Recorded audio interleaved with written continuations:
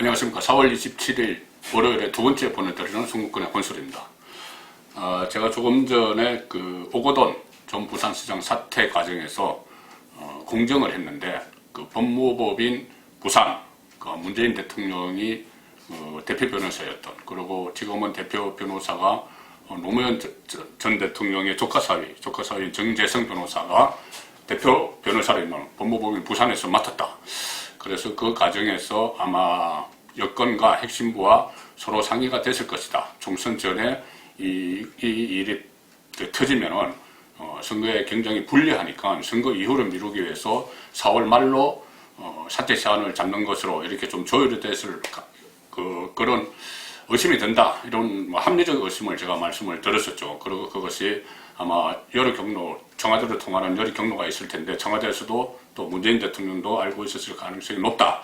그렇게 말씀을 드렸는데, 그렇게 말씀드리면서 하나 제가 조금 좀 찜찜했던 게 뭐냐면은 부산의 성폭력 상담소입니다. 부산의 성폭력 상담소가 있는데, 이 부산 성폭력 상담소에 이 공무원 피해 여성이 가장 먼저 거기 신고를 했고, 이 상담소에서 접수를 받아서 그것을 공정을 진행을 하고 4월 말에 하기로, 지금 현재 피해 여성은 나타나지 않고 있죠.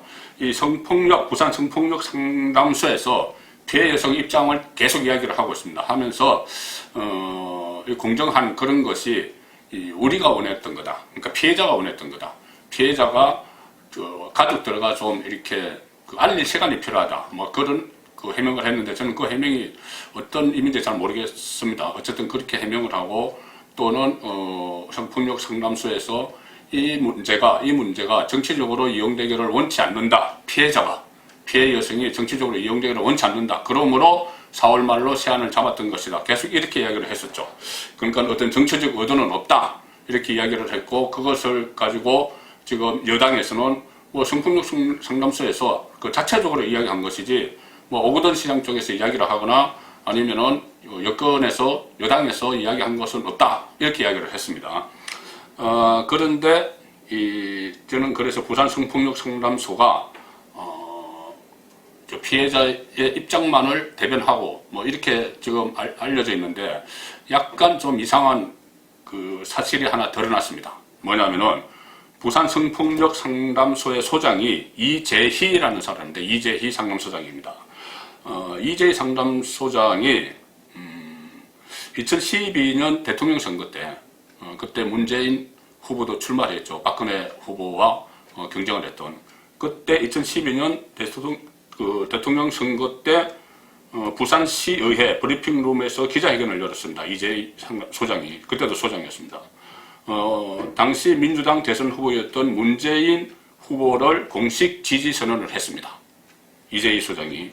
그리고 6개 인사 129명과 같이 지지 선언을 했는데, 거기서 문재인 후보를 지지하는 이유를 쭉 설명을 했고, 또 이재희 소장과 6개 인사 100명이 같은 날 또 유권자에게 드리는 글, 이런 것을 발표했는데, 대선 직전입니다. 대선 직전 12월 13일에 그 글에서는 이렇게 이야기했습니다. 새누리당 박근혜 후보는 준비된 여성 대통령을 말할 자격이 없다.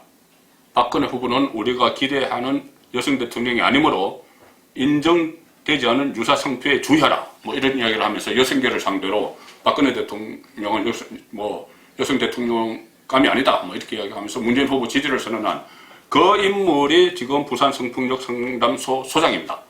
그렇다면 부산 성폭력 상담소도 정치적으로 상당히 많이 기울어 있다고 봐야 되겠죠. 기울어 있다고 봐야 되는 그런 상황에서 하필이면 그 많은 이 법무법인 중에서 문재인 대통령과 친분이 있는, 바로 직접 통화도 가능할 수 있다는, 또 부산의 마크 실세 이호철, 또 부산의 민주당 국회의원들 모두 친분이 있고, 어떤 인사에도 간절을 한다는 소문이 있고, 또 여러 가지 이 선거 때마다 또 오거돈 부산시장 선거에서 캠프의 인재 영입위원장을 맡았던 그 정재성 변호사가 대표 변호사로 있는, 문재인 전 대통령이 대표 변호사를 했던 법무법인 부산, 여기에 이 사건을 의뢰를 했을까? 그 많은 법무법인 중에.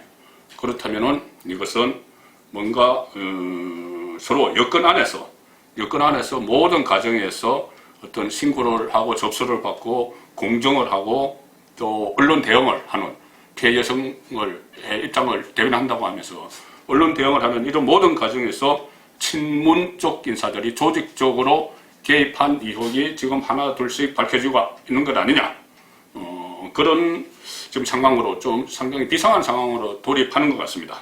지금 미래통합당에서 진상조사팀을 구성을 했으니 이 진상조사팀의 활동을 지켜봐야 될 것 같습니다.